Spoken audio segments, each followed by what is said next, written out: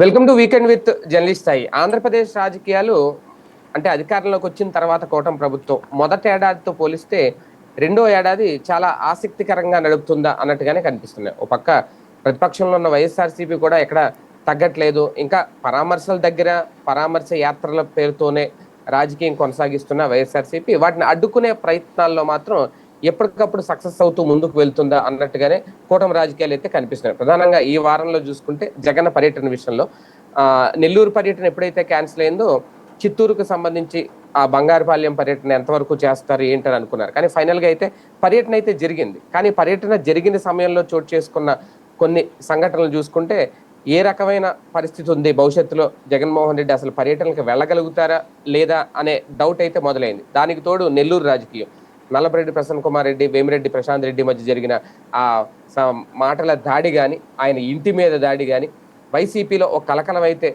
రేకెత్తించింది. మొదటి ఏడాది మొత్తం అరెస్టుల పర్వంతో జరిగితే నెక్స్ట్ రెండో ఏడాదిలోకి వచ్చేసరికి సీన్ మారబోతుందా, వైఎస్ఆర్సీపీని భయపెట్టడానికో బెదిరించడానికో వైసీపీ కార్యకర్తల్లో ఒక అభద్రతాభావం తీసుకురావడానికో కొత్త రాజకీయం నడుస్తుందా అన్నట్టుగా ఉంది. ఓవరాల్గా వీటన్నిటి మీద చర్చించే ప్రయత్నం చేద్దాం ఇవాళ వీకెండ్ విత్ జర్నలిస్ట్ స్థాయిలో. సార్, ముందుగా జగన్ పర్యటనలకు సంబంధించి ఒక పెద్ద చర్చ నడుస్తున్న నేపథ్యంలో తాజాగా చిత్తూరులో బంగారుపాలెం పర్యటన తర్వాత అక్కడికి వెళ్ళి జగన్ సాధించింది ఏంటి అనే ఒక ప్రశ్న అయితే రేజ్ అవుతుంది. ఓవరాల్గా యాత్ర చూసినప్పుడు ఏమనిపిస్తుంది, నిజంగా వెళ్ళి ఏం సాధించారు జగన్ గారు? అంటే ప్రాక్టికల్గా ఒకటే, రైతులకైతే న్యాయం జరిగింది, రైతులైతే బెనిఫిట్ పొందారు. జగన్ వస్తున్నాడని తెలిసిన తర్వాతనే కదా కొండం బిగిన్ చేసింది. చంద్రబాబు నాయుడు గారు అంతకు ముందే చెప్పారు కొనమన్నామనేసి. ఎవరు కొనలేదనేది ఆయనకే కుప్పం వెళ్ళినప్పుడు తెలిసింది కదా. అంతకుముందే కనుక ఆయన చెప్పగానే మరి అదేంటో ఒక ముఖ్యమంత్రి ఆదేశించిన ఆచరణలో పెట్టకపోవడం ఏంటో అర్థం కాలేదు. వాస్తవంగా కుప్పం ఆయన వెళ్ళక ముందు, జగన్ ఈ ప్రకటన చెయ్యకముందు 5 రోజుల ముందు చెప్పారు చంద్రబాబు గారు మామిడి కొనమన్నారు అన్నటువంటిది ప్రభుత్వం నుంచి ప్రకటన అధికారికంగా. అది పేపర్లు వాళ్ళ గెజిట్ పత్రికలు అయినటువంటి ఈనాడు జ్యోతిలో కూడా వచ్చినాయి. కానీ గ్రౌండ్లో అయితే కొనలేదు. అక్కడ అదే పరిస్థితి. అదేమంటే అదే ఈనాడు జ్యోతిలోనే రాశారు, వాళ్ళు ఎవరు పట్టించుకోవట్లేదు, ఆ కంపెనీలో వాళ్ళు పట్టించుకోవట్లేదని. మొదటి రోజున అది రాసి రెండో రోజున కథ మార్చి అది వైఎస్ఆర్ కాంగ్రెస్ పార్టీ వాళ్ళే ఆ కంపెనీలు 90% వాళ్ళే ఉండటం వల్ల వాళ్ళు ఈ గేమ్ నడిపిస్తున్నారని రాశారు. అప్పుడు పెద్దిరెడ్డి రంగంలోకి వచ్చి మా అయితే తీసుకుని మా మీద కేసు పెట్టుకోండి, అవి కూడా మీరు స్వాధీనం చేసుకోండి అని చెప్పారు.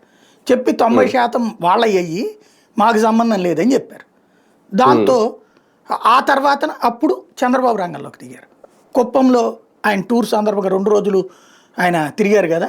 ఒకరోజేమో దీనికి సంబంధించినటువంటి కార్యక్రమం ఏది పెన్షన్ల పంపిణీ అయిన తర్వాత కుప్పంలో 2 రోజులు దీని గురించి వెళ్ళారు. దాని పేరేంటది, పార్టీ తరపున ఇంటింటికి వెళ్ళాలనుకున్నారు కదా, తొలి అడుగులో భాగంగా వెళ్ళి 2 రోజుల పాటు తిరిగారు. ఆ సందర్భంగా ఆ రైతుల్ని పిలిపించారు, ఆ వ్యాపారులు పిలిపించారు, వాళ్ళ పత్రికల్లోనే రాశారు, ఆగ్రహం వ్యక్తం చేశారు. వ్యాపారులు తక్షణం కొనమన్నారు, 8 రూపాయలు మీరు కొనండి, 4 రూపాయలు నేను ఇస్తానన్నారు అని చెప్పేసి.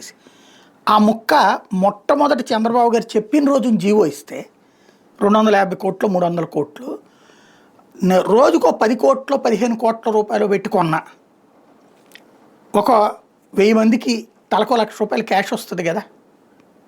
అక్కడ 10,000 లక్షగా తలకో 10,000 క్యాష్ వస్తుంది కదా. వాళ్ళందరికీ రైతులు పండగ చేసుకునేవాళ్ళు కదా. ఎకరాకో 10,000 వచ్చిందంటే హ్యాపీనే, ఎందుకంటే సాంతం నష్టపోయేటటువంటి సందర్భం. ఆ తర్వాత ఇది 2 రూపాయలు వచ్చిన వాళ్ళకేం పెద్ద ప్రాబ్లం ఉండేది కాదు. కానీ అది ఎందుకు అమలు చేయలేదు? అచ్చెన్నాయుడు లోపమా, పయ్యోలు కేసు లోపమా, నాదెళ్ల మనోహర్ లోపం? ఎందుకంటే వాళ్ళే కదా శాఖలు, ఆర్థిక శాఖ పయ్యావుల కేశవు, నాదెళ్ల మనోహర్ పౌర సరఫరాల శాఖ, వ్యవసాయ శాఖ అచ్చెన్నాయుడు. యాక్చువల్గా ఇది అచ్చెన్నాయుడు శాఖ. ఫైనాన్షియల్గా వీళ్ళతో మాట్లాడుకోవాలి, ఎందుకు చేయలేదు. తర్వాతన ఆ రోజుకి కూడా అవ్వలేదు. చంద్రబాబు గారు చెప్పాక రెండోసారి కూర్చోబెట్టిన తర్వాత ఆ రోజునన్న జీవో ఇచ్చేయాలి కదా, అవ్వాల. జగన్ వెళ్ళేటప్పుడు ఇక జగన్ని అడ్డుకోవడానికి రకరకాల ప్రయత్నాలు చేశారు, అంతా అయ్యింది. ఫైనల్గా జగన్ వెళ్ళాడు. వెళ్ళిన తర్వాతన సాయంత్రానికి జీవో జారీ అయింది. ఆ రోజున క్యాబినెట్ మీటింగ్లో అప్రూవ్ అయింది. ఆ రోజున రిలీజ్ చేశారు డబ్బులు. అంటే అది సక్సెస్ అయినట్ట, ఫెయిల్ అయినట్ట? నెంబర్ 1. నెంబర్ 2, జనంలో అయితే ఆ టాపిక్ చర్చకు వచ్చింది కదా. ₹2 కిలోనా మామిడికాయ అదేందిరా అని ప్రతి ఒక్కడు అనుకున్నాడుగా. ఎందుకని? అవును. ఇప్పుడు మా బెజవాడ గుంటూరులోనే ఇదివరకు అయితే డజన్ల లెక్కన అమ్మేవాళ్ళు. నేను అప్పుడు హైదరాబాద్ వెళ్ళినప్పుడు నవ్వుకునేవాడిని, భలే తెలివైన వాళ్ళు హైదరాబాద్ వాళ్ళు, మనోళ్ళకి కూడా కేజీ తెలిస్తే కనుక నేర్చేసుకుంటారు. ఎందుకంటే డజన్ ఇక్కడ బెజవాడలో అప్పుడు 125 ఉంటే అక్కడ కేజీ 60 రూపాయలు అనేవాళ్ళు. కేజీ 60 అంటే మనకి ఎన్ని వస్తాయని 2 కేజీలు తీసుకుంటే 5 కాయలు వస్తాయి. 5 కాయలు 100 రూపాయలు, మ్యాక్సిమం 7 కాయలు 8 కాయలకు వచ్చేటోడికి 150 రూపాయలు అయిపోతుంది. ఇక్కడ డజన్ వచ్చేస్తాయి మనకి. భలే తెలివైన వాళ్ళు రా చలాకి తెలంగాణ వాళ్ళు అనుకున్నా. అది ఇప్పుడు ఇక్కడ కూడా వచ్చేసింది. బెజవాడ గుంటూరులో కూడా పండ్లన్నీ కేజీలు లెక్కన చెప్తున్నారు అనమాట.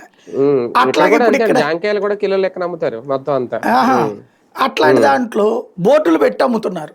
ఏంటది, ఏది కేజీ అయితే 100, 2 కేజీలు 175 ఇట్లాగ అమ్ముతున్నారు. ఏది గుంటూరు బెజవాడలో. అదే సందర్భంలో దాన్ని ఏమంటారు, దీన్ని మేము 3 రకాల పేర్లు ఉన్నాయి దీనికి. చిత్తూరు మామిడి ఒకటి, తోతాపురి మామిడి ఒకటి, మేమైతే మా చిన్నప్పుడు విన్న పేరు కోతిముడి మామిడికాయ అనేవాళ్ళు అనమాట. అదొక పేరు. 3 ఉన్నాయి దానికి. ఆ మామిడికాయలు ఇక్కడ దాంతో పోల్చుకుంటే బంగినపల్లి రసాలతో పోల్చుకుంటే నూజివీడు రసాలు మెయిన్ ఫేమస్ అండి. నూజివీడు రసం, నూజివీడు బంగినపల్లి ఎక్కువ. మీకు రసాలు తక్కువ ఉంటది, బట్ బంగినపల్లి ఎక్కువ ఉంటాయి నూజివీడులో. మీకు ఉలవపాడు, నూజివీడు, బంగినపల్లి ఎక్కువ ఉంటాయి రసాలు. ఆ తర్వాత కాలంలో కొంచెం ఎక్కువగానే, అయితే మామూలుగా తినేది ఎక్కువగా రసాలు తినేవాళ్ళు మా చిన్నప్పటి నుంచి కూడా. బంగినపల్లి సెకండ్ ప్రయారిటీ ఇచ్చేవాళ్ళు. ఇప్పుడు అసలు రసాలు చాలా తగ్గిపోయినాయి, బంగినపల్లె ఎక్కువ వస్తున్నటువంటి పరిస్థితి ఉంది. ఇవేంటంటే యాక్చువల్గా మనకు మామూలుగా మజ్జిగలో నంచుకోవడం, మజ్జిగ అన్నంలో ఇది అలవాటు. బంగినపల్లి అయినా రసమేమో పిండికిని దాంట్లో వేసుకుని తినేవాళ్ళం. బంగినపల్లి కోసుకుని దాంట్లోంచి గుజ్జు తీసుకుని తింటాం. ఇవి తోతాపూరి కాయ వచ్చేటప్పటికి మాకు ఫస్ట్ నుంచి చిన్నప్పటి నుంచి అలవాటు ఏంటంటే, ఉప్పు కారం అదే స్కూళ్ళ దగ్గర అమ్ముతారు, ఈ కోసి ముక్కలు చేసి ఉప్పు కారం అద్దుకుని తింటాం. తర్వాత ఇవన్నీ అయిపోతాయి చూడండి, ఈ బంగినపల్లి రసాలు ఇవన్నీ. ఇది అయిపోయిన టైంలో ఇది ఇప్పుడు చెప్పిన ఈ తోతాపూరి కావచ్చు.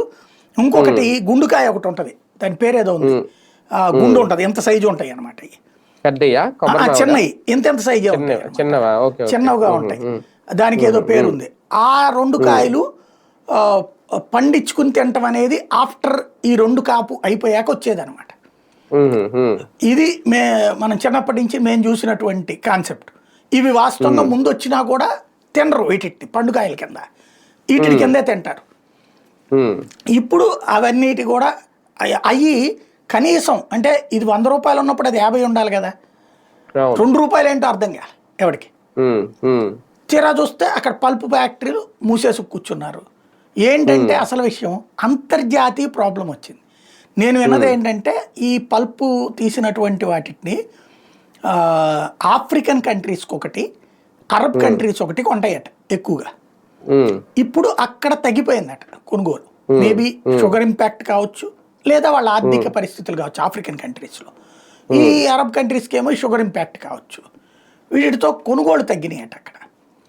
దానివల్ల ధర తగ్గింది. అంటే వాళ్ళు కొంటలేదు, కొన్నప్పుడు ఇక్కడ ఎవరు కొంటారు బేసిక్గా. అప్పుడు ఏం చేయాలి, బయట మార్కెట్లో వీటిని అందుబాటులోకి తేవాలి రాష్ట్రం అంతా. అది ప్రభుత్వాలు చేయలేవు, దానికి ప్రోత్సాహకాలు ఇవ్వాలి. అక్కడ వీళ్ళు ల్యాబ్స్ అవ్వడం, దాంట్లో జగన్ వెళ్ళిన తర్వాతన ఇప్పుడు అది అనౌన్స్ చేయడం అనేది కొంతవరకు మంచిది. ఒకటి, విపక్షం ఎప్పుడు పోరాడుతున్నప్పుడు సదరు సమస్యకి పరిష్కారం దొరుకుతుంది. దానికంటే ముందే పరిష్కరించగలిగితే విపక్షానికి ఆప్షన్ ఉండేది కాదు కదా. అక్కడ మిస్ అయ్యారు వీళ్ళు. పర్యటనల పేరుతో జగన్ ఈవెంట్ పాలిటిక్స్ చేస్తున్నారా? ఈ ఆరోపణ అయితే ప్రధానంగా చేస్తుంది టీడీపీ.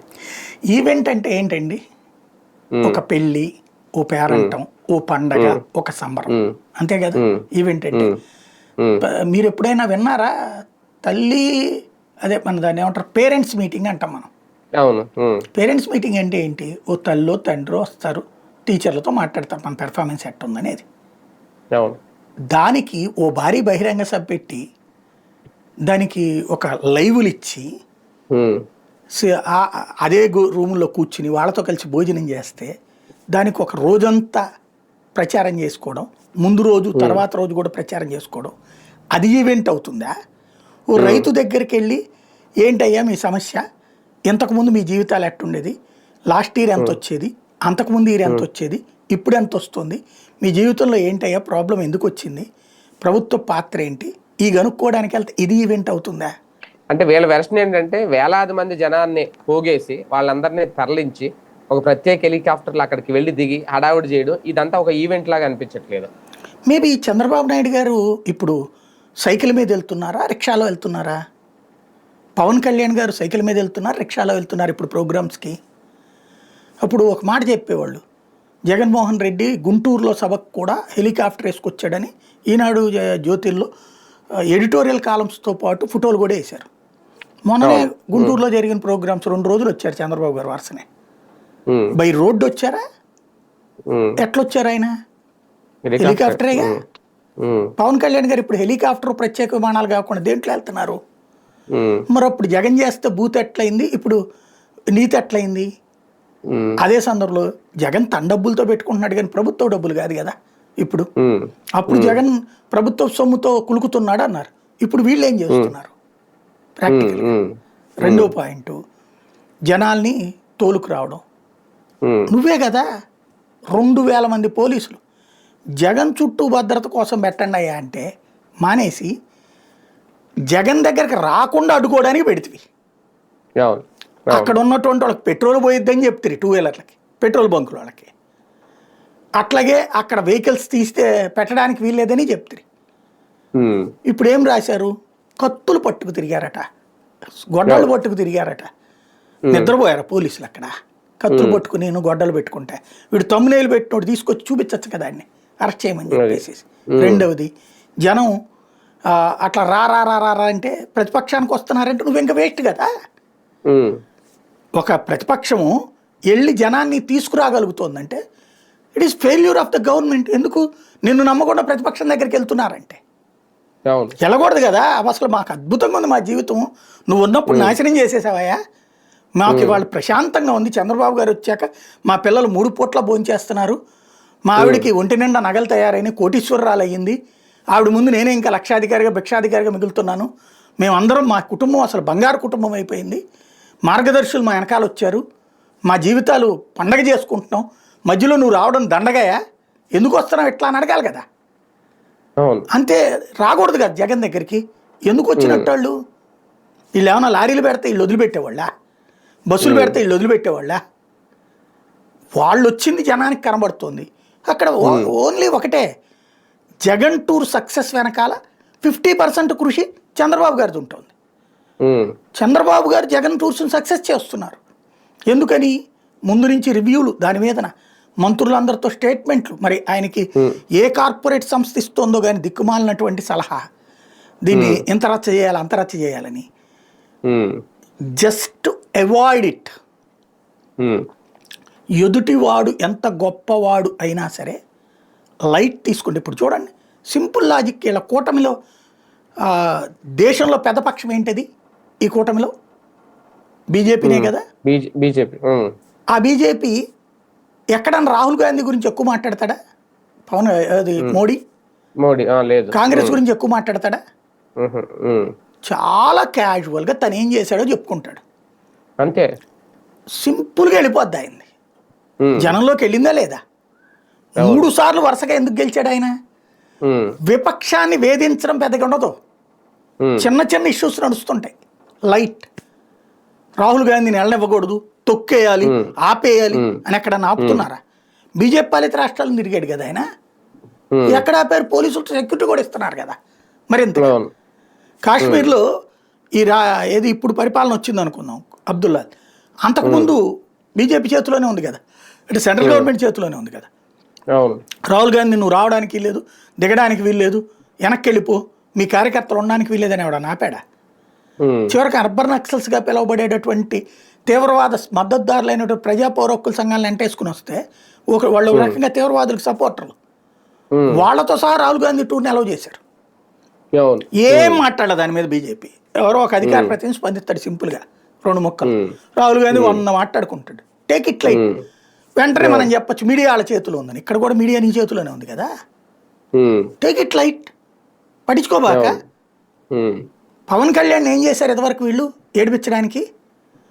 వార్త కూడా రాయలేదు 2018-19 మధ్యలో. ఆయన ఏజెన్సీలు బట్టి తిరిగాడు, ఊళ్ళు తిరిగాడు, సందులు తిరిగాడు, మైనింగులు తిరిగాడు. వార్త కూడా రాసేవాళ్ళు కాదు, ఒక్క ముక్క రాసేవాళ్ళు కాదు. Just avoid. ఆ ఫార్ములా పాలించు, జనాలు ఎగబడి వచ్చేవాళ్ళు పవన్కి, అయినా సరే రాసేవాళ్ళు కాదు. దాని ఇంపాక్ట్ పవన్ పడ్డాడుగా 19లో. ఒక్క సీటు కదా గెలిచింది, ఆయనే ఓడిపోయాడు. జగన్ విషయంలో అదే పాటించు. ఎక్కువ మాట్లాడకండి మీరు అసలు గురించి. మీరేం చేస్తున్నారో చెప్పుకోండి, మీ అభివృద్ధే చెప్పుకోండి. పదే పదే జగన్ అంత దుర్మార్గుడు ఎంత దుర్మార్గుడు అంటే కంపారిజన్ వస్తుంది. నేను చెప్తోంది అది, కంపారిజన్ వస్తుంది. ఇప్పుడు ఆ జగన్ హయాంలో అయితే ఏమి రైతులనే పట్టించుకోలేదు అని 10 మంది మంత్రులు మాట్లాడతారు. గుడ్. వెంటనే రైతు ఏం ఆలోచిస్తాడు? ఒక్కసారి తనలోనే రీక్యాప్ చేసుకుంటాడు కదా. అప్పుడు తనకు మిర్చి ఎంత వచ్చింది, ఇవాళ డబ్బులు ఎంత వచ్చినాయి, ఆ రోజున పామాయిలకి ఎంత వచ్చింది, ఇవాళ ఎంత వచ్చింది, ఆ రోజున రొయ్యలకి ఎంత వచ్చింది, ఇవాళ ఎంత వచ్చింది. వాస్తవంగా దీంట్లో జగన్ పాత్ర లేదు ఒరిజినల్ చెప్పాలంటే. అంతర్జాతీయ పరిణామాల కారణంగా వచ్చిన డబ్బులు అయ్యి, అంతే కదా, సింపుల్. అప్పుడు రేట్లు అట్లా వచ్చినాయి, ఇప్పుడు రేట్లు ఎట్లా వచ్చినాయి. నువ్వు ఎందుకు ఎక్కువ మాట్లాడటం? జగన్ టైంని Jagan waste, Jagan time waste, Jagan time waste అంటాం వల్ల ప్రత్యేకించి చర్చిస్తున్నారు ఈ రెండింటిని.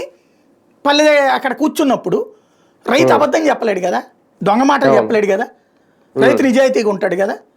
ఆ రైతుని జగన్ గారు ఉన్నప్పుడు ఏముందిరా మనకి, అప్పుడు పావలా కూడా కొనలేదు అని ఎవడన్నా అన్నాడు అనుకో, సిగ్గుండాలరా నీకు, 25 రూపాయలకి నీది కొనలేదా, లేదా 18 రూపాయలకి నీది కొనలేదా అని అడుగుతాడు కదా పక్కన రైతు.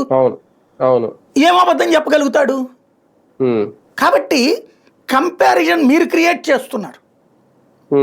అక్కడ జగన్ని దెబ్బ కొట్టాలంటే ఓవర్ లుక్ చేయడం ముఖ్యం. జగన్ టూర్ జోలికి పోబాక, అతను ఎక్కడికైనా వెళ్తాడా, భద్రత పోలీసులు చూసుకోండి, మీరు కేసులు గీసులు ఇట్లా పెంట అంతా పెట్టకండి, అతని సెక్యూరిటీ జాగ్రత్తగా ఇవ్వండి.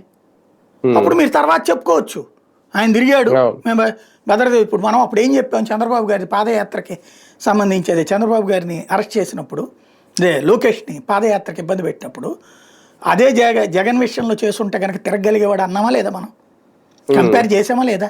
లోకేష్ని ఇబ్బంది పెట్టినప్పుడు తను మాట్లాడలేదు కానీ జగను ఇదే తను తిరుగుతుంటే ఎక్కడ రిస్ట్రిక్షన్ పెట్టలేదు అన్నామా లేదా మనం? అంటే కంపేర్ చేసి చూస్తాం కదా. ఇదైనా అంతే కదా. మీరు ఎక్కువగా మాట్లాడటం ద్వారా మీరు ఎందుకు మాట్లాడరు, మీరు జగన్ ఎందుకు తిట్టరు, ఎందుకు జనం దగ్గరికి వెళ్ళి చెప్పరు, ఇవన్నీ చంద్రబాబు గారు అంటున్నారు. Wrong strategy. దానివల్ల 100 మంది నువ్వు జగన్ గురించి మాట్లాడుతున్నప్పుడు సింపతి వస్తుంది నీకు. ఒకటే వాళ్ళు గుర్తుపెట్టుకోవాలి, దొంగ దొంగ దొంగ అంటుంటే రాజకీయ నాయకుడు చెప్పే దొంగ సిద్ధాంతాన్ని జనం నమ్మట్లా. ఇదివరకు జైలుకి వెళ్ళి చూస్తే కొంచెం చిన్న చూపు ఉండేది. ఇవాళ జైలు నుంచి బయటకు వచ్చిన స్వతంత్ర సమరయోధుల్లాగా చూస్తున్నారు, ఎమర్జెన్సీని వ్యతిరేకించిన ఈ వీరుల్లాగా చూస్తున్నారు. ఎందుకని? వీళ్ళ వ్యవహార శైలి వల్ల. అది ఆలోచించుకోవాల్సి ఉంది జాగ్రత్తగా.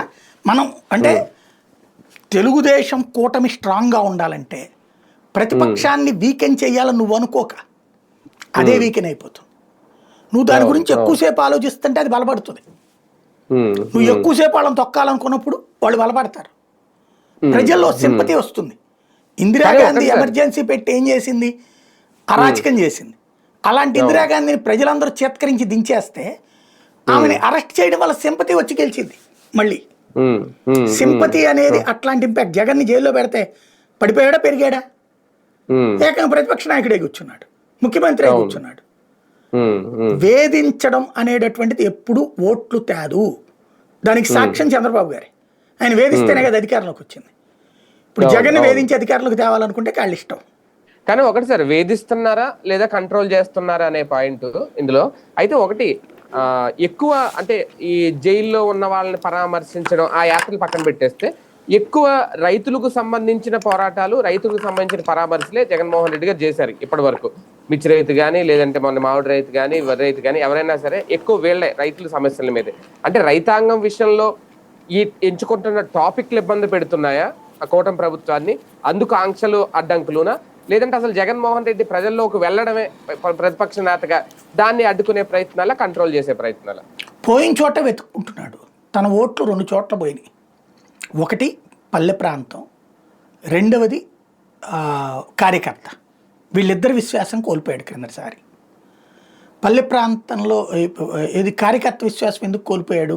వాలంటీర్ సిస్టమ్ అయ్యి వాళ్ళని పట్టించుకోకపోవడం వల్ల. ఇప్పుడు అందుకనే పదే పదే కార్యకర్తలు వెనకాల ఉంటా, నేనుంటా అని చెప్పి వాళ్ళని కన్విన్స్ చేసే ప్రయత్నం చేస్తున్నాడు. అంటే పోయిన చోట వెతుక్కుంటున్నాడు. ఇది నెంబర్ 1. ఎక్కడికైనా వెళ్ళినప్పుడు కూడా అందుకని భుజాల మీద చేతులు వేస్తుంటాం, మాట్లాడటం, నవ్వుతుంటాం, లేకపోతే వాళ్ళ కోసం పోరాడుతుంటాం. నిన్న కనుక చిత్తూరు ఎస్పీతో గొడవ పెట్టుకున్నట్టు ఉంటుంది. అది ఒక ఆస్పెక్ట్. కార్యకర్తతో మమేకమయ్యే ప్రయత్నం చేస్తున్నాడు. రెండవ పక్కన అంటే పోయింది అక్కడ, ఆ పోయింది రాబట్టుకునేటటువంటి కార్యకర్తను మళ్ళీ వెనక్కి తెచ్చుకోవడం. నెంబర్ 2 రైతు. వాస్తవంగా తెలుగుదేశం 2014-19లో కూడా రూరల్ సెగ్మెంట్లో ఓడింది. రూరల్ సెగ్మెంట్లో ఎప్పుడు కూడా వైసీపీకి కాంగ్రెస్కి కంచుకోట లాంటి పల్లె ప్రాంతాల్లో. 2019లో దాదాపు స్వీప్ చేసింది రూరల్ని. తెలుగుదేశం గెలిచింది అక్కడ గుంటూరు 2లు, విజయవాడ ఈస్ట్లు, ఇట్లాంటివే కదా గెలిచింది. తెలుగుదేశం గెలిచిన అర్బన్ ప్రాంతాలు 2019లో. రూరల్ దాదాపుగా స్వీప్ చేసేసింది. అంటే రూరల్ ఓటింగ్ అనేది అంత స్ట్రాంగ్ వైసీపీకి. దాన్ని మొన్న పోగొట్టుకున్నాడు. మొన్న 11 గెలిచింది చాలా తక్కువ ఏరియాలు. ఎక్కడో పులివెందులు అంటే తన సొంత ఏరియా అనుకుందాం, లేకపోతే పల్నాడులో ఒక మూల, అట్లాగా అంటే పల్లె ప్రాంతాల్లో ఓడాడు. దానికి కారణం ఏంటంటే ఈ నెగిటివ్ ప్రచారం. ఏం ప్రచారం? దాన్ని ఏమంటారు, ఈ రీసర్వే సందర్భంగా జగనన్న భూసురక్ష, దానికి సంబంధించి బాగా వ్యతిరేకత వచ్చింది. అదే సందర్భంలో ఈ భూమి లాగేసుకుంటాడు అన్నటువంటిది. దాన్ని నమ్మేశారు రైతులు. దాంతోపాటు వాళ్ళకి ఇచ్చినటువంటి కాగితాలు ఒక 10 మందిది కలిపి ఒక నెంబర్ కింద అనౌన్స్ చేయటం, దానివల్ల వాళ్ళు లోన్లు తీసుకోలేని పరిస్థితి రావడం, రైతులకి తిప్పలు పడ్డారు చివరిలో. ఆ ఇంపాక్ట్ జగన్ని బాగా దెబ్బకొట్టింది. ఇప్పుడు వాళ్ళకి గుర్తు చేస్తున్నాడు. అయ్యా ఆ లోపాన్ని గురించి చెప్పట్లా, ఇంకా నోరు విప్పట్ల, మరి చివరిలో ఏమని ఇప్పుతాడని తెలియదు. తన తప్పుని గురించి వాళ్ళకి ఆన్సర్ చేయట్లా. కానీ మీ మేలు కోసమే నేను ఉన్నాను. ఇప్పుడు మిర్చి ఇతను వచ్చాకనే రేట్లు పెరిగినాయి. ఆ రొయ్యల గురించి ఇతను మాట్లాడాకనే రేట్లు కొంచెం పెరిగినాయి. అంటే జగన్ వస్తున్నాడని తెలిస్తే రూపాయి లాభమే కానీ నష్టంలే. ఇప్పుడు వీళ్ళు చెప్పినట్టు జగన్ వెళ్ళటం వల్ల ఏ రైతుకి నష్టంలే, రూపాయి లాభమే. అది చర్చ నడుస్తుంది కదా. రెండవది ఆర్బీకేలు తేవడం జగన్ తెచ్చిన ఒక గొప్ప విశేషం. రైతులలో ఇంకొకటి జగన్ ఓడిపోవడానికి కారణం ఏంటంటే రాయలసీమలో, ఎస్పెషల్లీ రాయలసీమ, పల్నాడు, ఈ మెట్ట ఏరియాల్లో ఉన్న రైతులు బాగా దెబ్బతీశారు. ఎందుకయ్యా అంటే చంద్రబాబు నాయుడు టైంలో డ్రిప్ ఇరిగేషన్స్కి కేంద్ర ప్రభుత్వం 60% ఏం పెట్టుకుంటుంది, ఇంకో 40% పెట్టుకుంటే మంది నడుస్తుంది. అవి ఇవ్వాల, పట్టించుకోవాలా. యాంత్రిక సామాగ్రికి కూడా దాదాపు 70-80% కేంద్రం ఇస్తుంది. దాని మ్యాచింగ్ గ్రాంట్ ఇస్తే మనం బోల్డ్ ఇవ్వచ్చు. ట్రాక్టర్ల దగ్గర నుంచి మన ఇప్పుడు ఆ ట్రాక్టర్లకి లింక్ చేసినటువంటి మిషనరీ చాలా వచ్చినాయి కదా, కోతల మిషన్లు వచ్చినాయి, ఆ నూర్పుళ్ళ మిషన్లు వచ్చినాయి, ఇట్లాంటివన్నీ ఉన్నాయి కదా. వాటిని కొనుక్కునే వాటికి సబ్సిడీ ఇస్తారు. అట్లాంటివి ఎంకరేజ్ చేయాలి జగన్. దాంట్లో మనం 10-15% వేసేది అంతే, మాక్సిమం 20% వేస్తాం, 100కి 20 రూపాయలు. అవన్నీ చేయలే. 5 ఏళ్లలో చివరి ఏడాది ఏదో చేసినట్టున్నాడు. ఈ డ్రిప్ ఇరిగేషన్ లేకపోవడం కూడా బాగా మైనస్ అయింది. ఇవి జగన్ మీదన వ్యతిరేకత తీసుకురావడానికి కారణమైనవి. ఇప్పుడు రైతు దూరం అవ్వడానికి కారణమైనవి. ఇప్పుడు వాటి విషయంలో అవి ఎట్లాగూ పోయింది, ఏం చేయలేడు. ఇప్పుడు మీ పక్షాన్ని నేను ఉన్నానని చెప్పే ప్రయత్నం చేస్తున్నాడు. అంటే పోయిన చోట వెతుక్కుంటున్నాడు. అట్లాగే ఇప్పటికిప్పుడు కాన్ఫిడెన్స్ వచ్చిందని చెప్పను, కానీ ఆలోచన అయితే వస్తుంది కదా. నేనంటున్నా అదే, వీళ్ళు చెప్పాల్సింది ఏంటంటే జగన్ రాక్షసుడో దుర్మార్గుడో అంటే టాపిక్ మాట్లాడడం చేత కానప్పుడు తిట్లు దుర్భాషలతో సరిపుచ్చుతాం. అది మనకు ప్రయోజనం కాదు.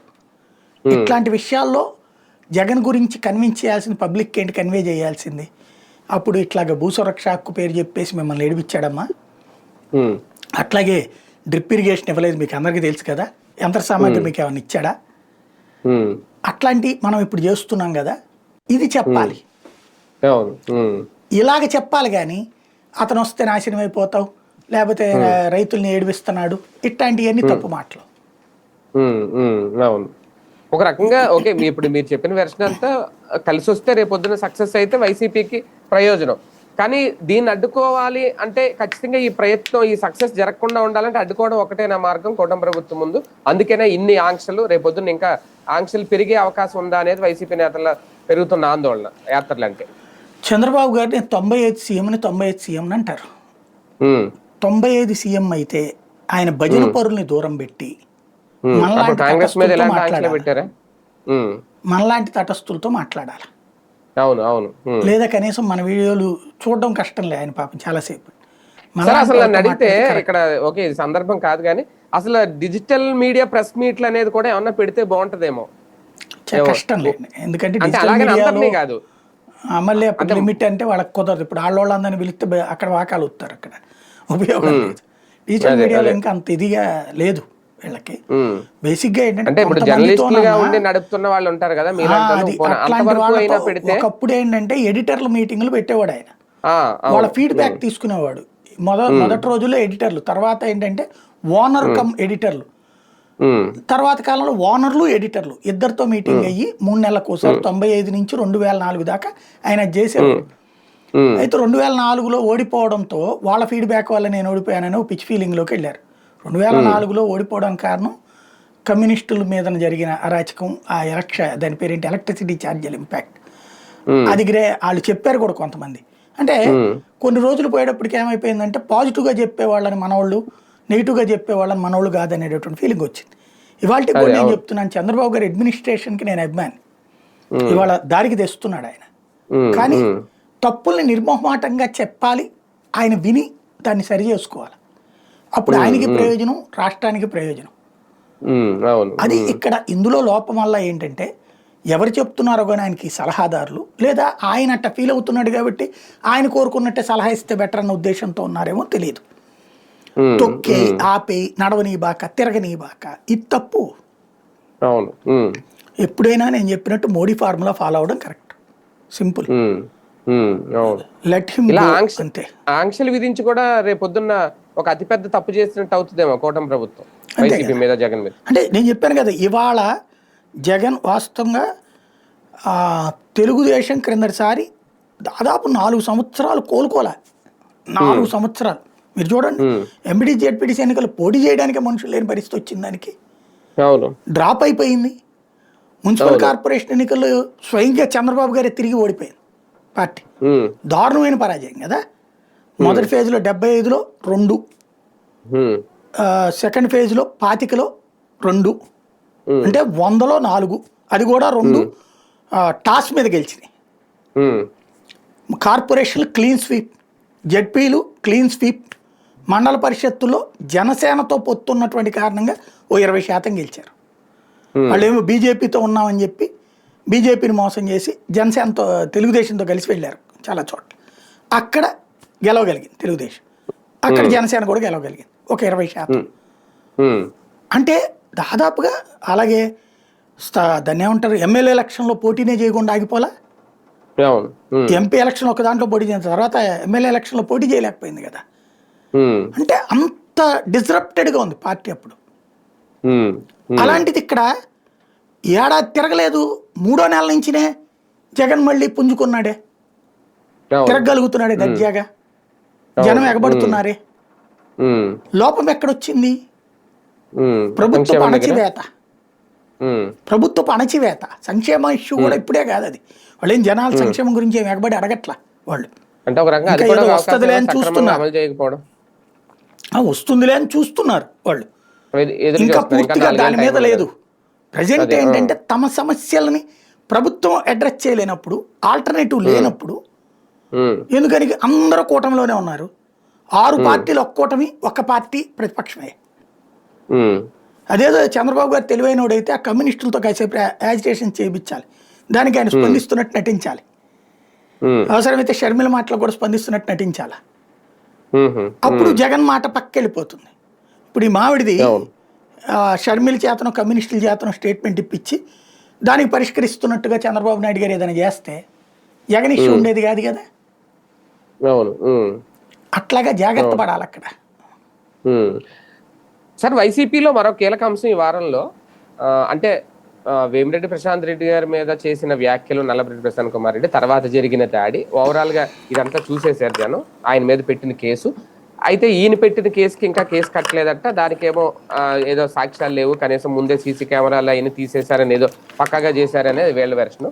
అయితే ఓవరాల్ గా చూసినప్పుడు వేమిరెడ్డి కుటుంబం మీద ఎందుకు వైసీపీకి అంత ఆగ్రహం అనే చర్చ అయితే నడుస్తుంది. ఎలా చూడాలి అంటే జగన్మోహన్ రెడ్డి గారు మాట్లాడిన మాటలు ఇవన్నీ తర్వాత ఈ చర్చకు వచ్చింది, ఎలా చూడాలి? వేమిరెడ్డి కుటుంబం మీద కక్ష అని నేను అనుకోవట్లేదు. అది వాస్తవంగా అది వాళ్ళిద్దరి వ్యక్తిగత గొడవ, వేమిరెడ్డి వర్సెస్ నల్లపరెడ్డి. ఎందుకంటే నల్లపరెడ్డి కుటుంబానికి అక్కడ పట్టిక అంతే, ఓ రకంగా చెప్పాలంటే వాళ్ళ అడ్డా లాంటిది అది. నాకు అక్కడ ఎట్లా ఉంటుంది అంటే, మీకు పట్టపు ఏరియాలని ఉంటాయి, అంటే మత్స్యకారుల ఏరియాలు. నేను ఇదివరకు 2000-2003 మధ్యలో తేజ టీవీ, అప్పుడు జెమినీ ప్లస్ తేజ కలిపి ఉండే కదా, అప్పుడే పుట్టిన తేజ. ముందు జెమినీలోనే వేసేవాళ్ళం, ఇదండి సంగతి. ఒక హాఫ్ అన్ అవరు దానికోసం 100 కిలోమీటర్లు తిరిగేవాళ్ళం, స్టోరీ ఒక్కటి 10 నిమిషాల స్టోరీ కోసం. అప్పుడు అక్కడికి వెళ్ళాం, నేను కరీం కలిసి. అక్కడ ప్రాంతంలో ఇంటర్వ్యూలు చేసాం. ఇదే కొవ్వూరు నియోజకవర్గ పరిధిలో. అదే ఈ పార్టీ అధికారంలోకి వస్తే రెండో పార్టీ కూడా అక్కడ ఉండటానికి వెళ్ళా. మొత్తం ఖాళీ చేసి వెళ్ళిపోవాలి, మత్స్యకారులే, లేదంటే చంపి పాతేస్తారు, కొడతారా తిడతారా ఇట్లాంటిది. అంత అడ్డాలాగా ఉండేది. ఈయన ఒకప్పుడు తెలుగుదేశం ఎమ్మెల్యే,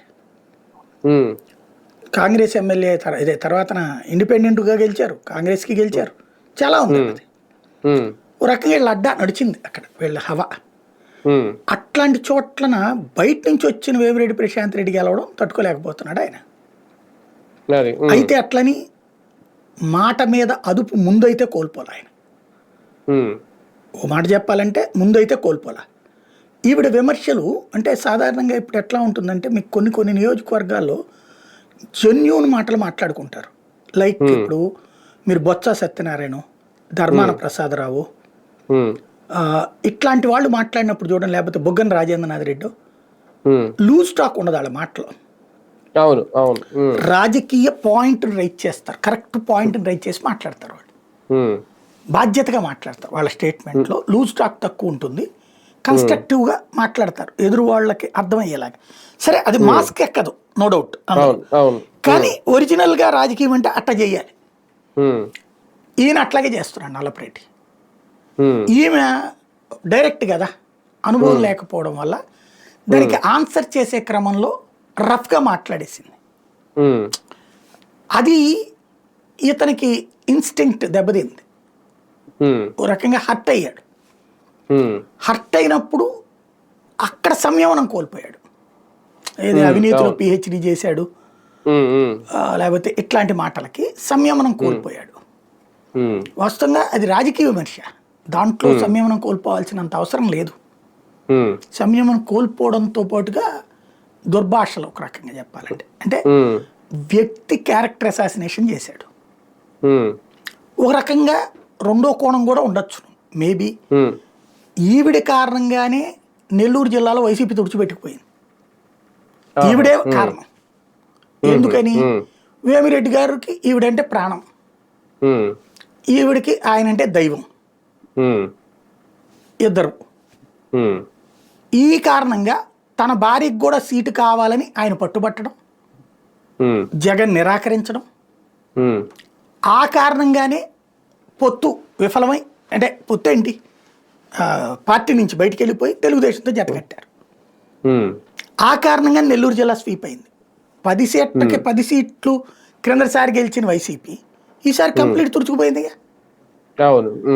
దానికి ఓన్లీ ఆవిడ సీటు ఆవిడే. అప్పుడు కూడా ఎలక్షన్స్ అప్పుడు ఆవిడ ఆడియో కూడా లీక్ చేశారు కదా వైసీపీ వాళ్ళు.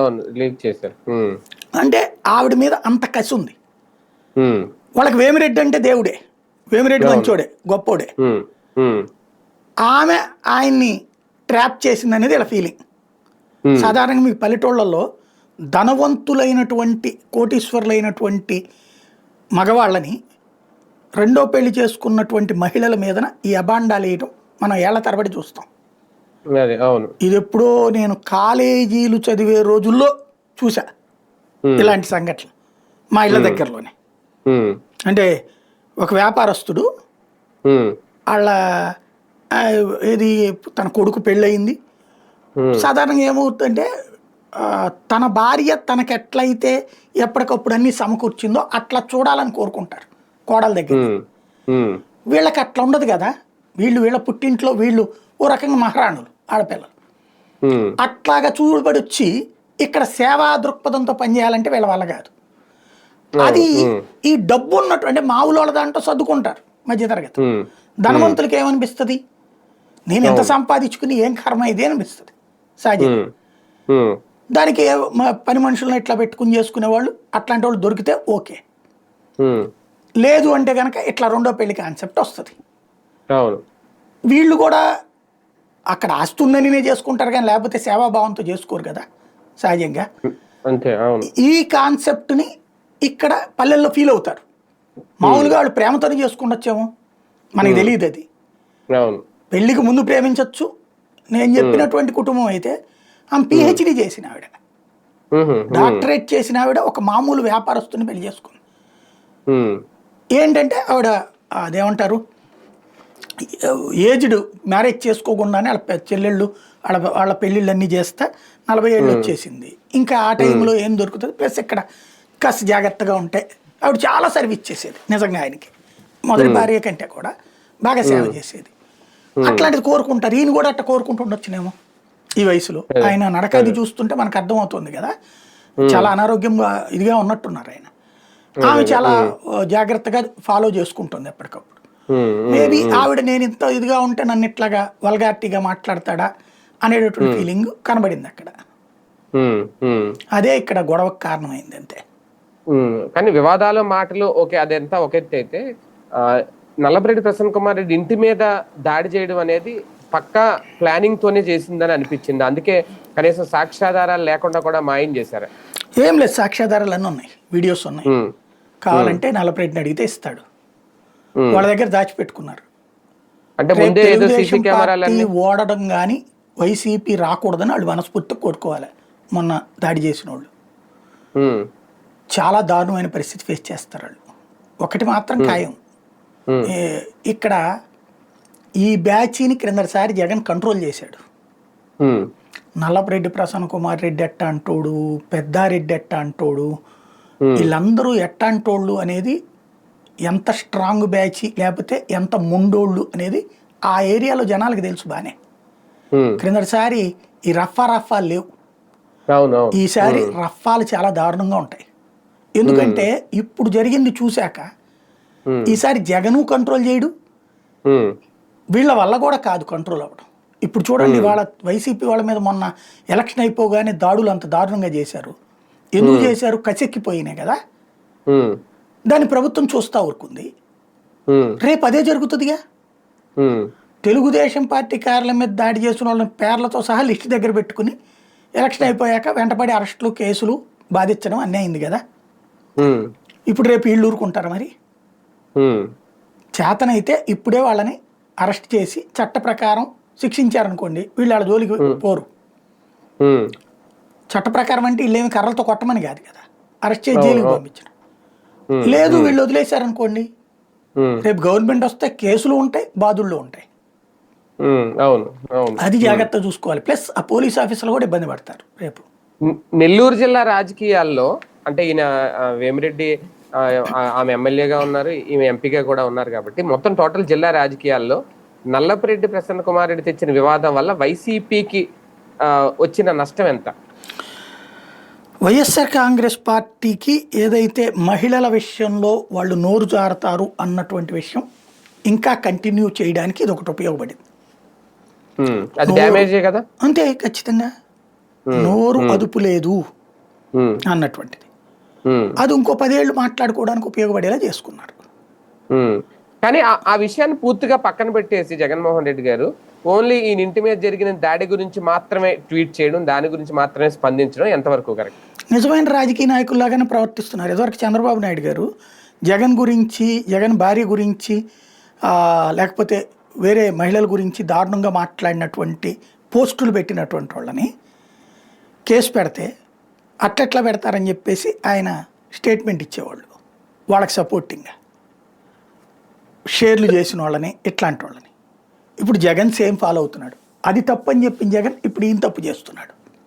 అదే కదా, వాస్తవంగా అది తప్పు. నన్ను అడిగితే ఆ వ్యాఖ్యలు నేను సమర్థించటం లేదు వేమిరెడ్డి ప్రశాంత్ రెడ్డి విషయంలో.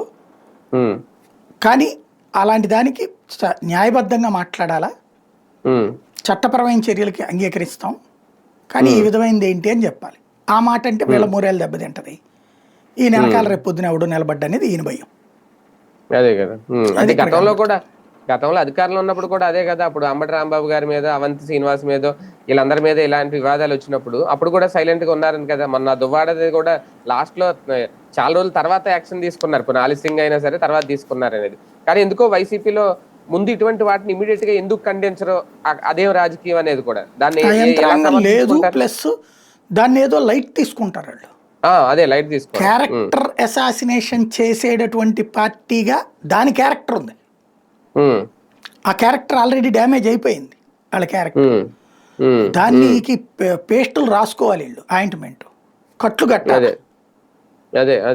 లేదు ఇక మా ద్వారా ఇంతే అన్నటువంటి దాన్ని ప్రోత్సహించుకుంటున్నారు వాళ్ళు. లేదంటే వైసీపీలో ఫ్రీ హ్యాండ్ ఉందనుకోవాలా, ఏం చేసినా సమర్థిస్తారు, యాక్షన్స్ అయితే ఉండవు. అట్లాగంటే గనక దువ్వాడ మీద యాక్షన్ ఉండదు కదా. బేసిక్ ఏంటంటే దాన్ని సీరియస్ గా తీసుకోవడం, ఏది సీరియస్ గా తీసుకోవాలో ఏది సీరియస్ గా తీసుకోకూడదో ఒక తటస్థులు బ్యాచ్ని పెట్టుకుని వాళ్ళ ద్వారా యాక్షన్ తీసుకోవాలి. అలా తీసుకోపోతే కనుక నష్టమే. రేపు ఆగస్టులో అసెంబ్లీ సమావేశాలు జరగబోతున్నాయి అనేది, దానికి హాజరయ్యే అవకాశాలు ఎంతవరకు ఉన్నా ఈసారైనా మనసు మార్చుకుంటారు ఇవన్నీ చూసి జగన్మోహన్ రెడ్డి గారు, లేదు మళ్ళీ ఇంకా అదే పట్టుదలతో ముందుకెళ్తారు? కోర్టు తేల్చాలంతే. హైకోర్టు అదేదో దాన్ని ఏమంటారు, మన వాయిదాల మీద వాయిదాలు వేస్తానే ఉంది. ఇంకెన్ని సంవత్సరాలు చేస్తే, 5 ఏళ్ళు చేస్తానే ఉంటుంది. ఇంకెందుకు న్యాయం? అది న్యాయమో అన్యాయం ఏదో ఒకటి చెప్పేసే నువ్వు. అరే కళ్ళెదురుగుండా ఏడాది దాటిపోతే ఒక వ్యవస్థ, దానికి ఏమన్నా పోనీ అద్భుతమైనటువంటి వేరే ఇష్యూస్ ఏమైనా ఉన్నాయా? అంటే ఒకవేళ ఇది శాసన వ్యవస్థ పరిధిలోది అని కనుక న్యాయం చెప్పేస్తే చెప్పేయి, అప్పుడు ఇంకా రాదని కదా సార్ అర్థం. అంతే కదా, తేలిపోతుంది కదా. అప్పుడు మరి ఆయన వెళ్ళరని అనుకోవాలి ఇంకా అప్పుడు. అంతే, అప్పుడు వెళ్ళడం వల్ల వెళ్ళకపోవడం అనేది తేల్చుకుంటారు. బేసిక్గా 2 కోణాలు. రాహుల్ గాంధీకి ఇదే కాంగ్రెస్ పార్టీకి ప్రతిపక్ష హోదా ఇవ్వమని ఇంతకుముందు ఆదేశించింది సుప్రీంకోర్టు. ఓకే, కాకపోతే మేము ఇవ్వమని చెప్పకుండా ఇవ్వలేదు వీళ్ళంతే. కానీ కాంగ్రెస్ పార్టీ ఫ్లోర్ లీడర్గా కాంగ్రెస్ సూచించినటువంటి అధీన్ రంజన్ చౌదరి, రెండోసారి మల్లికార్జున్ ఖర్గే ఫ్లోర్ లీడర్లుగా ఉన్నారు. ఇది గుర్తుపెట్టుకోవాలా. వాళ్ళకి ప్రతిపక్ష హోదా ఇవ్వలేదు, కానీ ప్రతిపక్ష హోదా అంటే ఏంటండి, మిగతా అన్ని పక్షాల మీదన ఆధిపత్యం. అంటే అక్కడే కమ్యూనిస్టులు ఉండే, అక్కడే మమతా బెనర్జీ వాళ్ళ పార్టీ ఉండే, వీళ్ళందరూ ఉన్నారు. వాళ్ళందరికంటే ఎక్కువ సీట్లు వచ్చిన అపోజిషన్ కదా అది. వీళ్ళందరికీ పెద్దన్న పాత్ర దానికి. అక్కడ వ్యవహారం రాజకీయం అది ఇవ్వాల, ఎందుకు తగినది లేదని. ఇక్కడ అసలు ప్రతిపక్షం ఏముండి తెచ్చిందని, ఉన్నది 4 పార్టీలు, 3 ఒకవైపు ఉండే, 1 ఇటు ఉండే. ఫ్లోర్ లీడర్ ఇస్తే అయిపోతుంది కదా. హైకోర్టు ఆ మొక్క చెప్పచ్చు కదా, ఏమైనా నువ్వు 10% లేకపోతే ప్రతిపక్ష హోదా ఇవ్వకూడదు, పార్టీ ఫ్లోర్ లీడర్ అవ్వడానికి ఏం బాధ, వాళ్ళందరూ నువ్వు చోటు కూర్చోబెట్టడానికి ఏం బాధ. ప్రజాస్వామ్యంలో సంప్రదాయం కదా, అసలు వీళ్ళే చెయ్యాలి ఆ పని. ప్రజాస్వామ్యంలో ఇదిగోయా మేమందరం ఇక్కడ ఉన్నాం, మీకు ఇక్కడ 10 సీట్లు ఇస్తాం, మీ 11 సీట్లు మీకు ఇస్తాం, ఆ లెఫ్ట్ సైడ్ ఉన్న 11 లైన్లో మీకే ఇస్తాం. ఏముంది దాంట్లో, నష్టమేముంది? కానీ కావాలనే ఇవ్వరు. జగన్ అసెంబ్లీలోకి వచ్చి మాట్లాడడం బిగిన్ చేస్తే చర్చ పెద్దదవుతుంది, వీళ్ళ లోపాలు బయటపడతాయి. ఇంతకుముందు 14-19 మధ్యలో ఎన్నోసార్లు జగన్ని అవమానిస్తూ ఉండేవాళ్ళు, జగన్ మాట్లాడకుండా చేసేవాళ్ళు. జగన్ గట్టిగా సమాధానం చెప్పేవాడు, లేచి నిలదీసేవాడు, క్వశ్చన్ చేసేవాడు. ఉమ్, ఆపినప్పుడు కూడా హడావిడి చేసేవాడు. అవును, అసెంబ్లీలో జగన్ వీళ్ళు తట్టుకోలేరు, ఉమ్, అందుకని అసెంబ్లీకి రానియట్లా. ఉమ్, ఎందుకంటే ఇతను వాస్తవంగా చెప్పాలంటే జగన్ దగ్గర టీం ఉంటారు పాపం, ఈ ప్రెస్ నోట్లో లేకపోతే ఈ ప్రెస్ మీట్లకు సంబంధించిన మ్యాటర్ తయారు చేసేవాళ్ళు. ఉమ్, వాళ్ళకి విపరీతమైన నరకం. ఉమ్, ఎందుకంటే జగను ఎట్ట పడితే అట్ట వేగ్గా మాట్లాడడానికి ఒప్పుకోడు. ప్రతి దానికి పేపర్ ఉండాలంటాడు, ఆధారం ఉండాలంటాడు. ఆ ఆధారం వీళ్ళకి మా మైండ్లో ఉంది సార్, కానీ ఆ పేపర్ క్లిప్పింగ్ మీకు ఇవ్వలేం, లేకపోతే ఆ ఇంటర్నెట్ మ్యాటర్ మీకు ఇవ్వలేమంటే అది ఎదుకన్నా అది అయ్యాక ఆ రోజున పెడదాంలే, మనం ఆ రోజున స్టేట్మెంట్ ఇద్దాంలే అంటాడు. మీకు చూడండి మేజర్ ఇష్యూస్లో జగన్ 2 రోజుల తర్వాత వస్తుంది ప్రెస్ మీట్ కానీ, ప్రెస్ నోట్ కానీ, ఉమ్, ప్రెస్ బ్రీఫింగ్ కానీ. ఏంటంటే జగన్ డాక్యుమెంటరీ ఎవిడెన్స్ లేకుండా, డాక్యుమెంటల్ ఎవిడెన్స్ లేకుండా, ఉమ్, విజువల్ ఎవిడెన్స్ డాక్యుమెంటల్ ఎవిడెన్స్ లేకుండా మాట్లాడ్డా అతను. ఓకే. ఉమ్, పక్కా అయి ఉండాల్సిందే. ఉమ్, అసెంబ్లీలో వీళ్ళు బిల్లులు పెడితే ఆ బిల్లుల మీద కన్సర్న్ డేటా పుచ్చుకుని కూర్చుంటాడు రేపు పొద్దున. ఉమ్, ఉమ్, ప్రభుత్వం ఇరకాటంలో పడుతుంది. బయట విపరీతంగా నాటకాలు చెప్పచ్చు. ఇప్పుడు అదేంది అవును, 14.5 లక్షల కోట్లని అప్పుడు చెప్పి ఇప్పుడు 10 లక్షల కోట్లని అసెంబ్లీలో కూడా అబద్ధాలు మాట్లాడుతున్నారుగా. అదే బడ్జెట్లో ఏం చూపెట్టారు, 7 లక్షల కోట్లు. ఇది బయట జగన్ ప్రెస్ మీట్ పెట్టాడు, జనానికి ఎక్కల. అసెంబ్లీలో కూర్చుని ఏమయ్యా నువ్వే కదా చెప్పింది ఇప్పుడే 10 లక్షల కోట్లని, ఇదిగో ఈ పేపర్ ఏంది అని చూపెట్టాడు అనుకోండి జగన్. ఉమ్, ఉమ్, ఆ పేపర్ మీకు ఆ స్క్రీన్ మీద కనబడినకుండా ఆపచ్చు. అవును, ఉమ్, కానీ జగన్ ఈ మాట మాట్లాడన్నది వింటారు కదా, వాయిస్ని ఆపలేరు కదా. ఉమ్, అది బయటకు వచ్చిన తర్వాత బాగా ఫోకస్ అవుద్దిగా, ఉమ్, జనంలో చర్చనీయాంశం అవుతుంది కదా. ఉమ్, జగన్ అసెంబ్లీలోకి వెళ్తే ఉమ్, కూటమికి పెద్ద దెబ్బ. ఉమ్, జగన్ రాకూడదని వీళ్ళు మనస్ఫూర్తి కోరుకుంటున్నారు. ఉమ్, అందుకే తనని రెచ్చగొట్టేది. ఉమ్, నువ్వు రా చూసుకుందాం, నువ్వు వస్తే మా ఆయన ఏంటి రఘురామకృష్ణరాజుని కూర్చోబెడతాం ఇట్లా. అంటే జగన్ ఇగోని హట్ భయపెడుతున్నారా? చేసి ఇగోని హట్ చేస్తారు. అది మీకు ఆత్మాభిమానం ఉండేవాడితో పెద్ద సమస్య. ఉమ్, ఎన్టీ రామారావు ఆత్మాభిమానం ఉన్నాడు, ఉమ్, చెప్పు మీద పడేటప్పటికి సైకలాజికల్గా ఫీల్ అయ్యి ఆయనకి ఆ తర్వాత బయట తిరగలేక మనిషి చనిపోయాడు, మానసికంగా బలహీనపడ్డాడు. ఉమ్, జగన్ని అలాంటి మానసిక బలహీనపరచాలని కోరుకుంటున్నారు. ఉమ్, అందుకని అసెంబ్లీకి రాకుండా ఉండటానికి కారణం అదే. అదే. బయట కూడా అట్లాగే హ్యూమిలేట్ చేస్తున్నారు, బయట మాత్రం తట్టుకుంటున్నాడు అతను. ఉమ్, ఉమ్. కానీ హోదా అనే అంశం పక్కన పెట్టి మనసు మార్చుకుని వెళ్ళాలనుకుంటే జగన్ గారు వెళ్ళాలంటే వెళ్ళడు.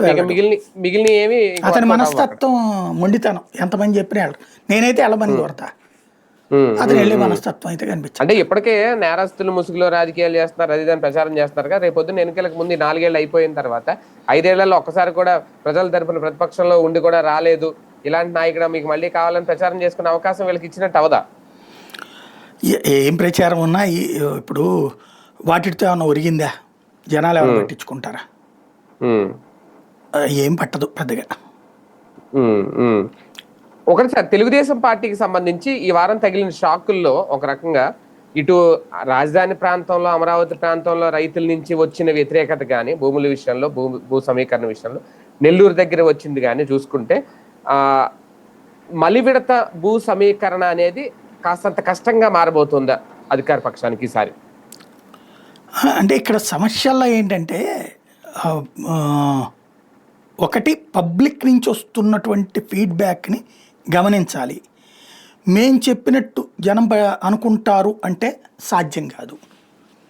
మేము చెప్పినట్టు అని కాకుండా జనం అందరూ కోరుకుంటున్నటువంటిది ముందు ఈ ఫస్ట్ ఫేజ్ పూర్తి చెయ్యి, ఆ తర్వాత మేమే ఎగబడిస్తాం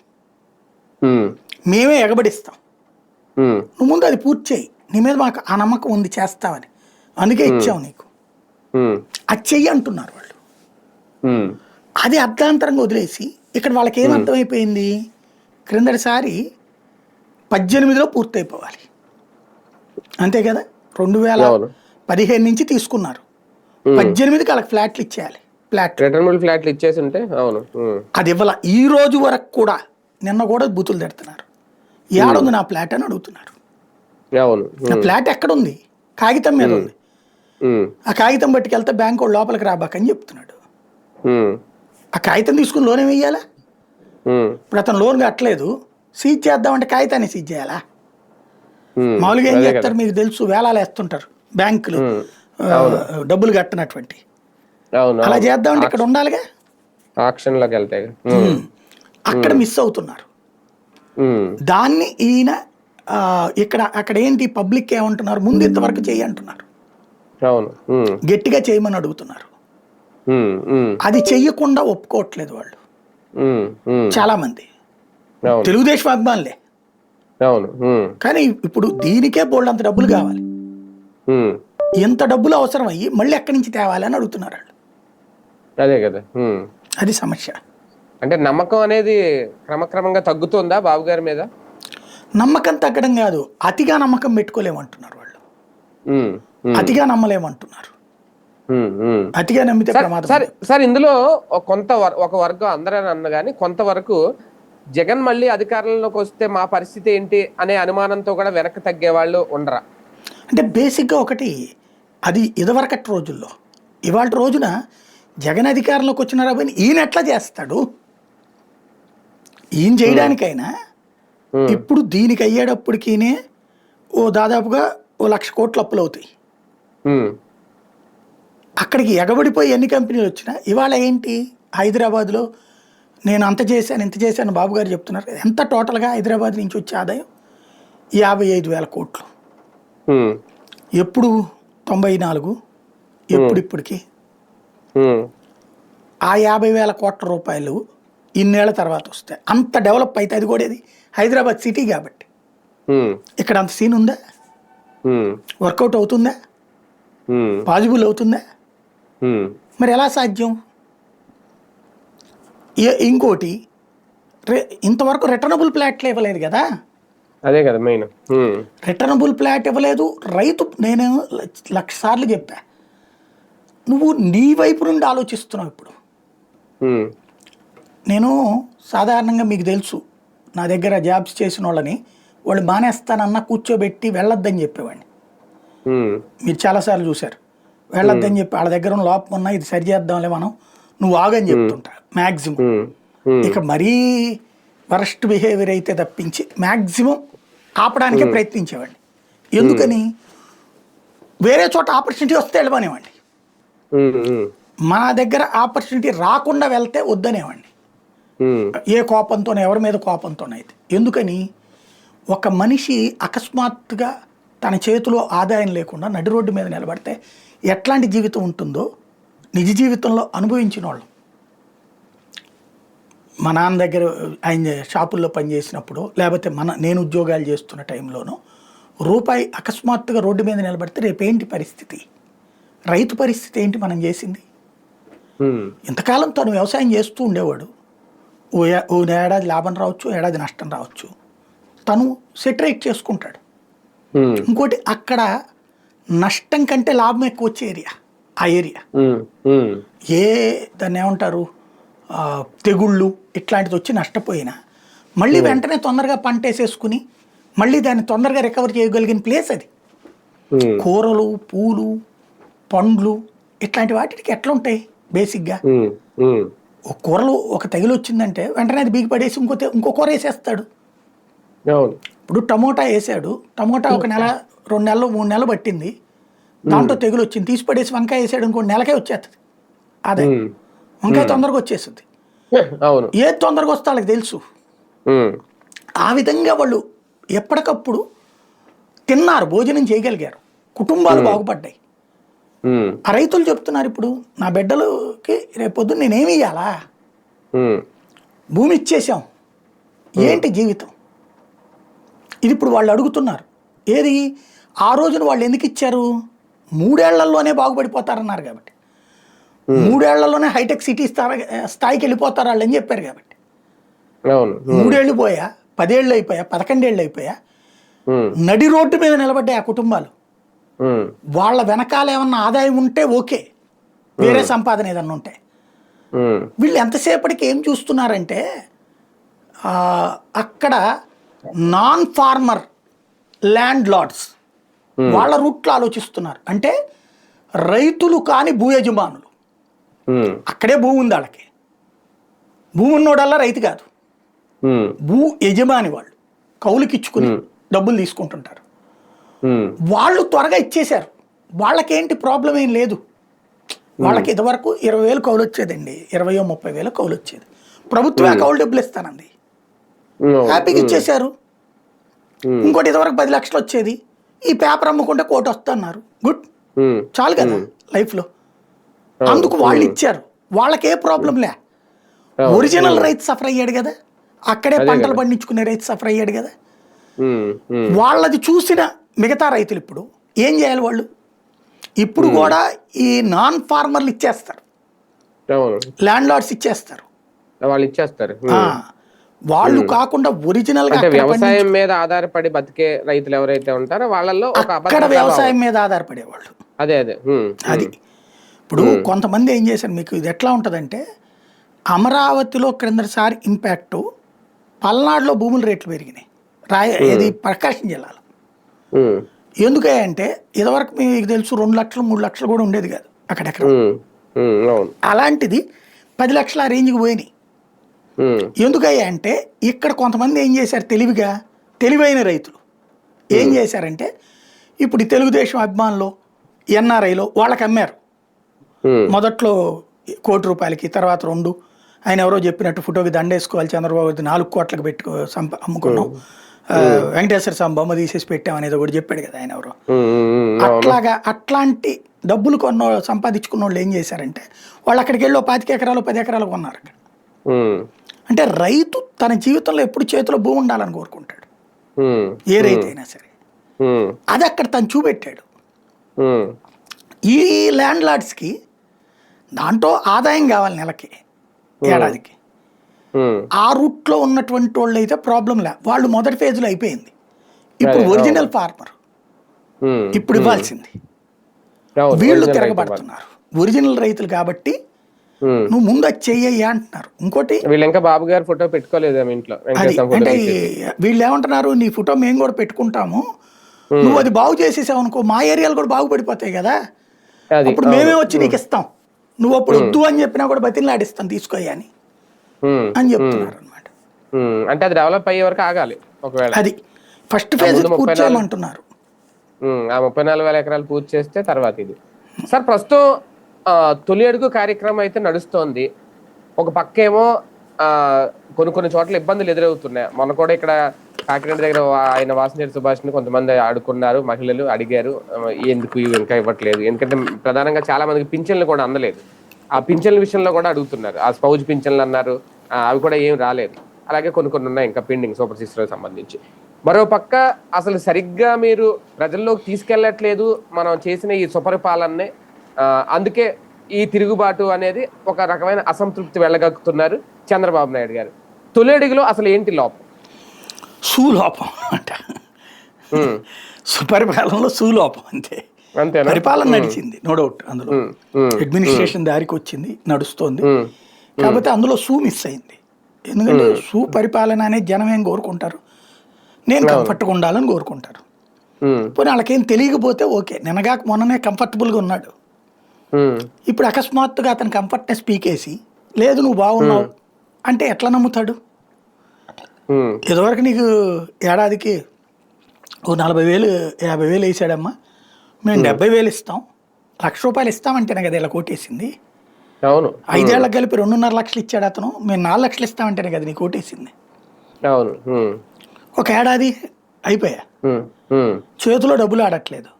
ఇప్పుడు వాళ్ళ దగ్గరికి వెళ్ళి మాది పరిపాలన అంటే ఏది అని అడుగుతున్నారు. సహజం. కొంతమంది గ్యాస్ కూడా పడలేదట,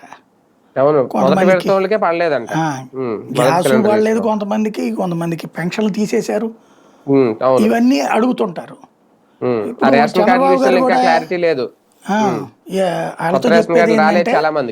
అసలు రేషన్ కార్డు కొత్తదే ఒకటికే ఇవ్వలేదు కదా, అదే అప్లై చేశారు కానీ రాలేదంట. అంటే ఇవ్వాలన్నది ప్రభుత్వ పాలసీగా ఉండాలి.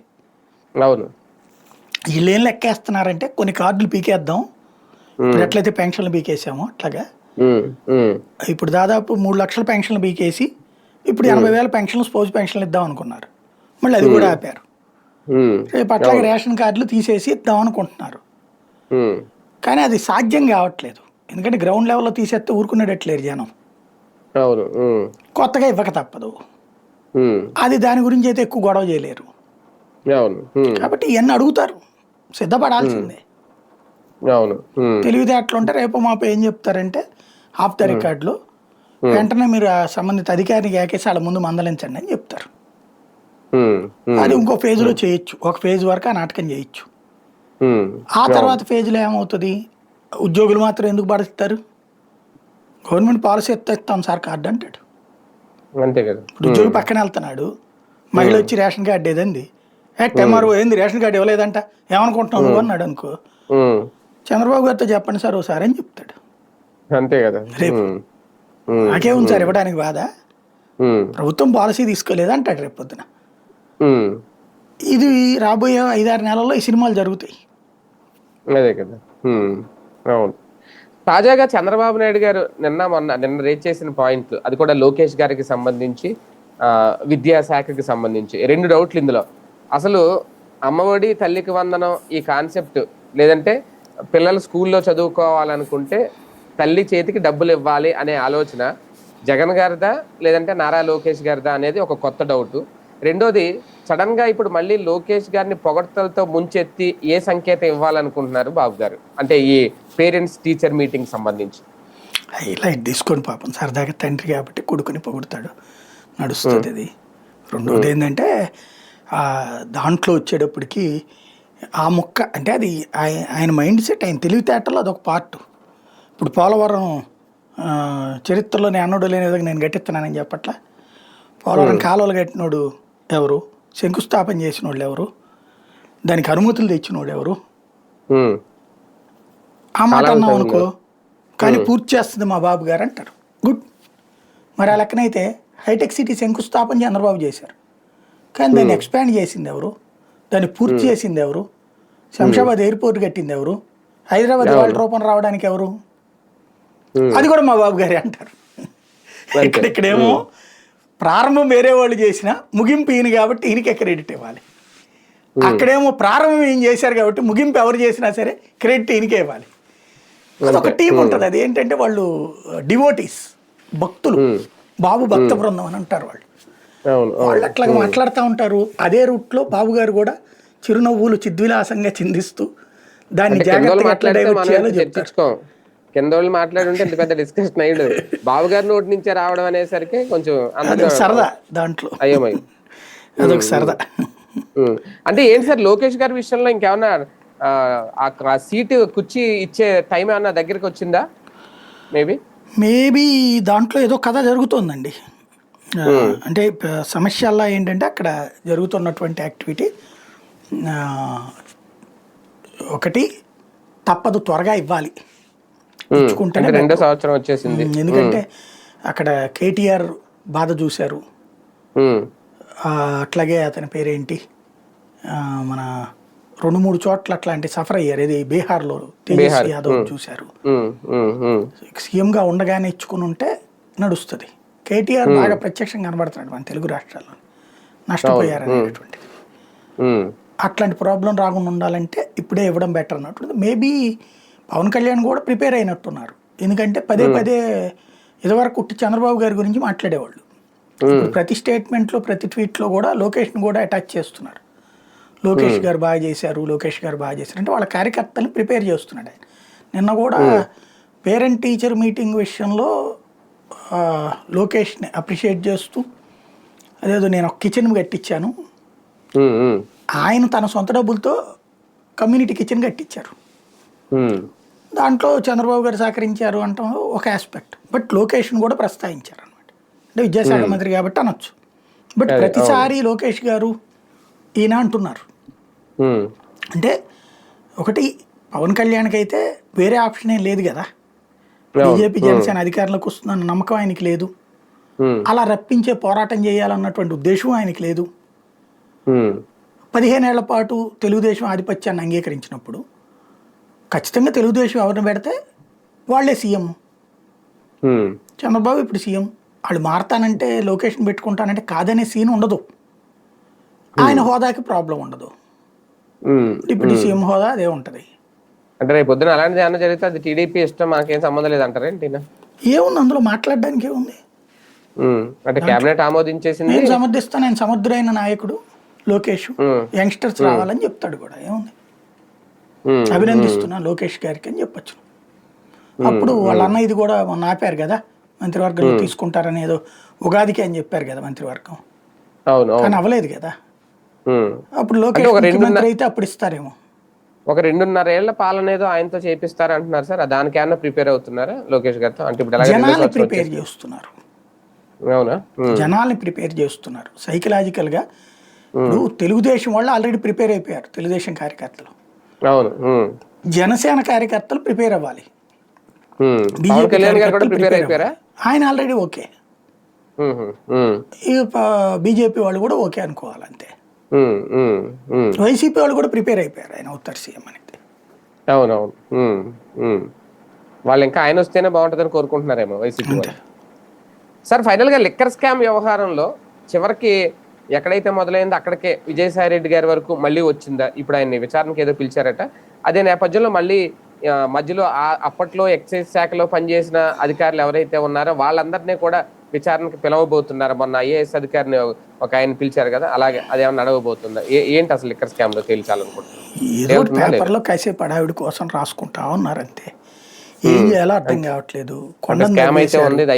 ఎలాగ కూడా దొరకలేదు, లిక్కర్లో స్కామ్ జరగలేదని ఎవడు చెప్పట్లా. ఆ లిక్కర్లో స్కామ్ అని ప్రూవ్ చేయాలి అంటే సదరు సంస్థలోళ్ళు కంప్లైంట్ ఇవ్వాలా, ఆ సంస్థలోడు ఎవరు కంప్లైంట్ ఇవ్వాలా. పోనీ అప్పుడు ఇట్లా లంచాలు ఇచ్చిన సంస్థలు నాసిరకం మందు తయారు చేసినాయి అని కదా వీళ్ళు చెప్పేది, మరి వాళ్ళ దగ్గర నుంచి వీళ్ళు ఎందుకు కొంటున్నారు? బ్యాన్ చేయాలి కదా, ఆ సంస్థల మీద కేసు పెట్టాలి కదా. వాళ్ళని ఎవరిని ఎందుకు అరెస్ట్ చేయలే? మరి వాళ్ళని అరెస్ట్ చేయకుండా నకిలీ మద్యం ఎట్లుంటుంది? వాళ్ళని అరెస్ట్ చేయకుండా లిక్కర్లో కుంభకోణం ఎట్లుంటది? వాళ్లే కదా డబ్బులు తీసుకెళ్లి జగన్కి ఇచ్చింది. మరి ఇచ్చినోడిని అరెస్ట్ చేయకుండా, ఇచ్చినోడి మీద కేసు పెట్టకుండా తీసుకున్నోడి మీద కేసు పెట్టామంటే ఏం ప్రయోజనం? అదే డకాయ ఆపరేషన్ అయితే మేమే చేయించాం లేరా అంటారు. అందువల్ల కేసుకి సీరియస్నెస్ లేదు. కాబట్టి అందుకని పత్రికల్లో ఎఫ్ఐఆర్ కట్టారు, పత్రికల్లో ఛార్జ్ షీట్ పెట్టారు, పత్రికల్లో దాని మీద ఆర్గ్యుమెంట్స్ చేస్తున్నారు, పత్రికల్లోనే జడ్జిమెంట్ కూడా ఇచ్చేశారు. జగన్కి దాదాపుగా 50 జీవ కారాగార శిక్ష, ఊరికి కొద్దిగా తక్కువలో ఆపారు ఆయన్ని. అది ఫ్యూచర్లో నడిపిస్తారు. ఇంకా అదేదో ఇప్పుడు ఏదో బొమ్మలు పెట్టారు, వాళ్ళ బిల్డింగ్లు అయ్యో, ఆ బిల్డింగ్ ఈ బిల్డింగ్ జగన్ వాళ్ళ ఇంటి సందు మొదట ఉన్న అపార్ట్మెంట్ లో దాదాపుగా 15 మంది 20 మంది వైసీపీ వాళ్ళు అద్దెకి తీసుకున్నారు అందులో ఫ్లాట్లు. అందులో సొంత ఫ్లాట్లు కొనుక్కున్న వాళ్ళందరూ అప్పుడు అదృష్టవంతులు అయ్యారు. 15,000 25,000 అద్దె వచ్చింది అనమాట వల్ల. దాంట్లో డబ్బులు దాచారట. ఎవడన్నా బుద్ధున్నోడు బుర్రున్నోడు టోటల్ సెక్యూరిటీ ఉన్న చోట ఇంట్లో తెచ్చిపెట్టుకుంటాడా అక్కడ? రెండోది, వీళ్ళే డబ్బులు పనిచేశారని చెప్తున్నారు, వీళ్ళే సంస్థలో పెట్టుబడులు పెట్టారంటున్నారు. ఒక్కొక్క సంస్థ అది వేల కోట్ల రూపాయల సంస్థలే, దాంట్లో పెట్టుబడి పెట్టి మళ్ళీ 3,500 కోట్లు ఇక్కడ అంటున్నారు. వాళ్ళు ఏం మాట్లాడతారు, వాళ్ళ ఇష్టం, వాళ్ళు ఏమైనా మాట్లాడచ్చు. విజయసాయి రెడ్డి గారి దగ్గర నుంచి ఏమన్నా కీలక సమాచారం సేకరించాలనుకుంటుందా సిట్? మేబీ టెంప్ట్ చేస్తే ఇంకేదైనా కుంభకోణం గురించి చెప్తారు. క్రిందసారి కాకినాడ పోర్టు గురించి అడిగితే లెక్కర్ కుంభకోణం చెప్పారు ఆయన. అవును, అదే. ఇప్పుడు దీని గురించి ఏదన్నా అడిగితే ఆయన కొంచెం ఆయన ఏంటంటే హత్య చేశారనుకోండి, ఆయన ఇంకోటి ఏదో చెప్తారు కదా పక్కన అని ఏదన్నా పాయింట్ ఎత్తుకుతున్నట్టున్నారు. ఎందుకంటే ఈ టాపిక్ అయిపోయింది ఇప్పుడు. అదేది తిరుపతి లడ్డు అయిపోయింది, వరదలు అయిపోయింది, తర్వాత మధ్యలో రకరకాలు అయిపోయినాయి కదా కుంభకోణాలు. ఇదేది భూములు కబ్జాల కుంభకోణం అయిపోయింది, మైనింగ్ కుంభకోణం అయిపోయింది, ఇప్పుడు లిక్కర్ కుంభకోణం అయిపోయింది. మళ్ళీ కొత్త టాపిక్ కావాలి కొంత.